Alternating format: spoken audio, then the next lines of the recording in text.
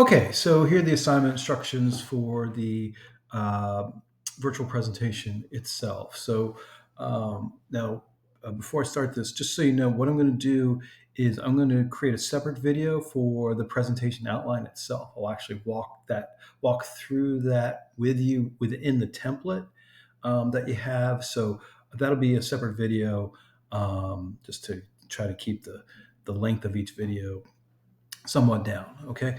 Uh, so let's just talk about the overview of the presentation. So a lot of this we already talked about in terms of the reason behind it. So try not to repeat stuff that's in the topic proposal assignment.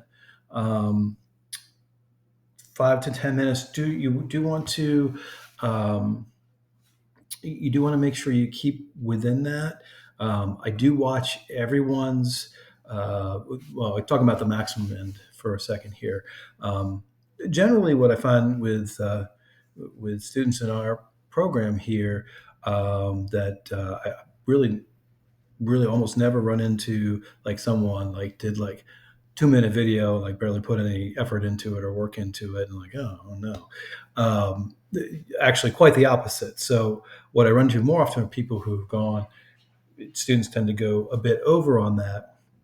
And so please try to stick to the 10 minutes as a maximum. The reason why is, there can be anywhere from, there's a minimum of 25 students, and there can be upwards. I've had as many as, 31 to 3 students in this course. So and I do want to make sure that I watch everyone's video in full, so I can give you thoughtful, and substantive feedback. So please keep that in mind. It really is important to keep it to the 10 minutes, so I can make sure that I have the time to get to everyone, give everyone's presentation the same level of attention in terms of viewing it and giving substantive feedback. Okay, so that's just that on the length.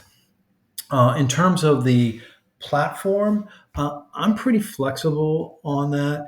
My general guidance is to use platforms that are supported by the school. So if you run into a technological problem, that you have the idea team to lean on for support. So that's VoiceThread.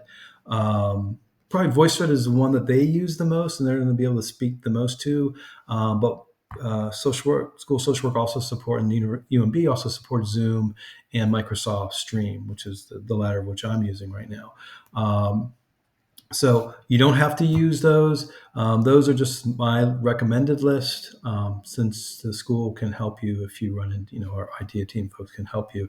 If it's a platform outside of that, they may not be familiar with it, may not be as able to be helpful if you run into a tech issue. Okay, but other than that, the you have flexibility on the technological platform that you use to develop your presentation. Okay, like I said, you do want to make sure that you use the template, the submission link, just like with the topic proposal assignment. You'll go into the assignment module, which I can click to quickly here for you. Okay, so you go down. Remember that your assignment modules are placed in sequence with the rest of the course. So you'll find your virtual presentation assignment module housed just between module 12 and module 13 of our course content. Okay, so you'll have your slides and your submission link there. Okay, so let's come back here. So let me walk you through just quickly some of the things, just some tips to think about and try to be intentional about when you're recording your presentation. So lighting, you want to make sure, and you see, I try to practice the same thing, and I can also tell you, skipping to the end for a second, like that this is a journey, and I've been since the pandemic. I have been working on online teaching and recorded teaching content. So it's definitely been a journey of trying to steadily improve the visual, the sound, and try and things like eye contact. Eye contact's taken me some time too. So something, these are all things you just sort of continue to work on, like writing, I guess, is how I look at it. Writing to me is a lifelong process. You just continue to refine that over time. It's really just a matter of being intentional about it and practicing it. And then so anyway, so getting back to this stuff with the lighting, you want to try to make sure you have some light up front. Like I have it's not a technically a like a podcast light, but it's somewhat like that. You don't have to have some. By the way, you do not have to have anything super fancy. I do not want you to go out and buy like podcast equipment off of Amazon. Please do not do that unless for some reason you want to. All right, or you already do because you do that. Some people do that on their own, I know, and that's great if you do. But just you want to just make sure lamps and placement of your laptop, if you're able to do that, to make sure you try to catch some natural light, like I have over here, some artificial lights in the background. So you want to try to be lit in the background and lit up front. Okay, your background. So some people prefer like a blurred background. Some people like I know some of my colleagues, teaching colleagues, and other staff colleagues, school associates would like to use like a UMB SSW background. All that is good. You really just want to make sure it looks professional. Okay, and really, most importantly, when I say professional, meaning not distracting, right? You don't want like something crazy behind you that like people are going to have trouble focusing on what you're saying because you got some background that's distracting behind you. So if you want no background, if you just want blank behind you, you want to use a sunset or something like that, a school logo, or you just want to do a blurred background. That part is really personal preference.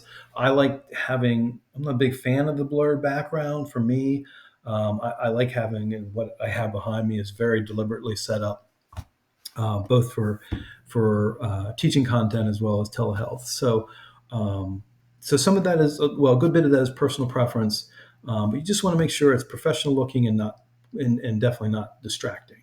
Okay, make sure your audio uh, is clear. Maybe do a run your whatever technology you're going to use, whatever platform you're going to use. Just run a 30-second test, that kind of thing, and play it back. Make sure your video and your audio look and sound good. Okay, eye contact. Like so this is a big one. It is, including me. It can be very easy to fall into, well, I'm just, here's what I'm doing, and I'm going through these tips I wrote for you for your presentation, and I'm looking at that and not looking at you, right? So in virtual presenting and webcasting and podcasting, if you're trying to engage your audience, your audience is the camera, okay? And so what I try to do is think about when I've done in-person presentation and I'm sitting, I'm at a podium and with a laptop like this, I want to make sure I'm continuously looking up from the laptop and really actually trying to be more anchored to the audience, then look down as needed at my content on the laptop and back up. So you want to try to just, again, be mindful of that, how you set your device. So you want to try to be, and again, this is something I've worked on for some time. So you want to be, uh, have it as close to eye level as you can. A lot of times people are sitting up high and then they create this effect where they're sort of looking down on their audience, which is not really the look I think you want to go for, in my opinion. So you want to try to be eye level and keep eye contact as you're going through your presentation. Of course, you're going to look down at content as you're recording, but you want to kind of just be intentional about continuously flipping your eyes up to the camera because that's where your audience is. Okay, and it does make a difference, by the way. Yeah, and so just the general appearance for yourself and your background, you just want it to be engaging but not distracting. So people say, "Well, do I need to put do I need to like dress up for this?" No, I want you to be comfortable. So you can think about it this way. Let's say you were asked to present something student perspective on such and such um, at the in the main auditorium in the Baltimore School of Social Work if you're over in Baltimore, and I'm sure they have an equivalent in Shady Grove too. Um, but just imagine that. What would you wear? Okay, maybe you dress up. Maybe you feel more comfortable in something very formal, but you don't have to. It's really just making sure that you are comfortable and that however you're presenting yourself, that it's not distracting to your audience is really what you want to try to do. I think so.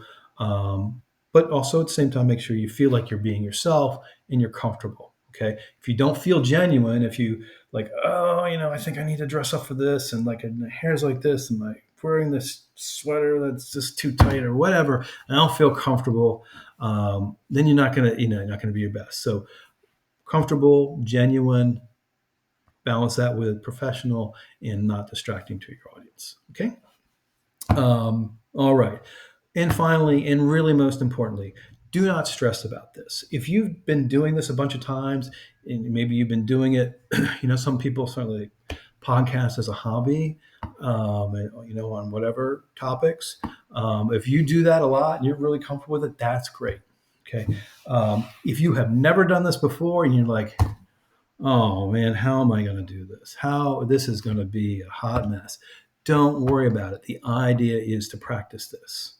Okay. So I recognize that when we do this assignment, that some people may have done this a bunch of times, and some people may have never done this or even thought about presenting in this way or struggle with presenting at all, in front of other people. So this is an opportunity to practice that. So really I'm just looking for you to follow the guidelines and put good effort into it.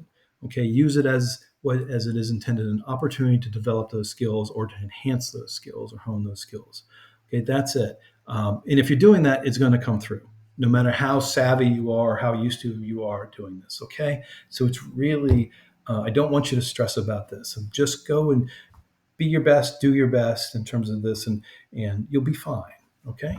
So that's it. All right.